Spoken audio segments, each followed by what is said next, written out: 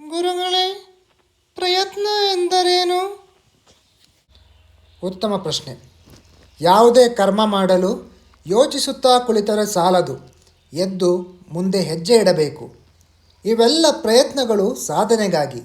ಇಂಥ ಕೆಲಸ ಮಾಡುವಾಗ ನಮ್ಮ ಆಸಕ್ತಿ ಯಾವುದರಲ್ಲಿದೆ, ನಮ್ಮ ಪ್ರತಿಭೆ ಯಾವುದರಲ್ಲಿದೆ, ನಾವು ಯಾವುದನ್ನು ಹೇಗೆ ಮಾಡಬೇಕು, ಎಲ್ಲಿಂದ ಸಹಕಾರ ಒದಗಿ ಬರುವುದು ಎನ್ನುವ ಪ್ರಜ್ಞೆಯಿಂದ ಶಕ್ತಿ ಕೂಡಿ ಕೆಲಸ ಮಾಡಿದರೆ ಅದನ್ನು ಪ್ರಯತ್ನ ಎನ್ನಲಾಗುತ್ತದೆ.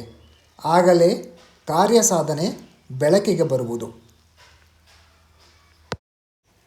ಗುರುಗಳೇ, ಸಾಧಿಸಬೇಕು ಎಂಬ ಚಿಂತನೆ ಏಕೆ ಬರುತ್ತದೆ? ಉತ್ತಮ ಪ್ರಶ್ನೆ. ಒಬ್ಬ ವ್ಯಕ್ತಿ ತನ್ನ ಕಲ್ಪನೆಗಳ ಅನುಸಾರವಾಗಿ ಮಾಡಲು ಹೊರಟಿರುವುದರಿಂದಲೇ ಏನಾದರೂ ಸಾಧಿಸಬೇಕು ಎಂಬ ಚಿಂತನೆ ಬಲ ಬರುತ್ತದೆ.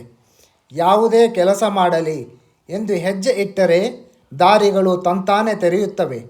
ಈ ರೀತಿ ಅವನು ಮುಂದುವರಿಸುತ್ತಾ ಹೋದಂತೆ ಅವನು ಅಂದುಕೊಂಡ ಕೆಲಸ ಹಾಗೇ ಆಗುತ್ತಾ ಹೋಗುತ್ತದೆ. ಕೊನೆಗೆ ಅವನಿಗೆ ಆಶ್ಚರ್ಯ ಆಗುವಂತೆ ನಿಜಕ್ಕೂ ನನ್ನಿಂದ ಈ ಕೆಲಸವಾಯಿತೇ ಎಂದುಕೊಳ್ಳುವಷ್ಟರ ಮಟ್ಟಿಗೆ ಅವನ ಪ್ರಯತ್ನದ ಫಲ ಮುಂದೆ ನಿಂತಿರುತ್ತದೆ. ಇಲ್ಲಿ ತುಂಬ ಮುಖ್ಯ ಹೆಜ್ಜೆ ಮುಂದೆ ಇಡುವುದು, ಯಾವುದೇ ಪರಿಸ್ಥಿತಿಯಲ್ಲಿ ಸೋಲನ್ನು ಒಪ್ಪಿಕೊಳ್ಳದಿರುವುದು. ಗುರುಗಳೇ, ದುಃಖ ಸಂಕಟ ಎಂದರೇನು? ಉತ್ತಮ ಪ್ರಶ್ನೆ. ಅದರ ಜ್ಞಾನವಿರುವವರಿಗೆ ಈ ದುಃಖ ಸಂಕಟ ಅಷ್ಟಾಗಿ ಬಾಧಿಸುವುದಿಲ್ಲ. ಜ್ಞಾನ ಬಾ ಎಂದರೆ ಸುಮ್ಮನೆ ಬರುವುದಿಲ್ಲ, ಅದಕ್ಕೂ ಪ್ರಯತ್ನ ಬೇಕು. ಅದನ್ನು ಪಡೆಯಬೇಕೆಂದು ಅದಕ್ಕೆಷ್ಟು ಶ್ರಮ ಹಾಕುತ್ತೇವೆ ಅಷ್ಟಷ್ಟು ನಮಗೆ ದೊರೆಯುತ್ತದೆ.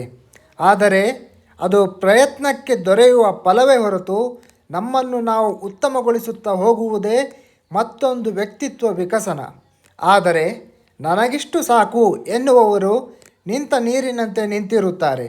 ತಿಳಿಯ ಹೊರಡುವವನು ತನ್ನ ಎಲ್ಲ ಯಶಸ್ಸು ತನ್ನ ಕೈಯಲ್ಲಿದೆ ಎಂದು ಹೊರಡುತ್ತಾನೆ, ಸಾಧಿಸುತ್ತಾನೆ, ಹಂಚುತ್ತಾನೆ. ಇಲ್ಲಿ ಜ್ಞಾನದ ಹುಡುಕಾಟವೇ ತುಂಬ ಮುಖ್ಯ. ಜ್ಞಾನದ ಹುಡುಕಾಟವನ್ನು ನಿಜ ಅರ್ಥದಲ್ಲಿ ಪೂಜೆ ಎಂದು ಕರೆಯುತ್ತಾರೆ. ನಾವದನ್ನು ಕೇವಲ ದೇವರು ರೂಮಿಗೆ ಸೀಮಿತಗೊಳಿಸಿದ್ದೇವೆ.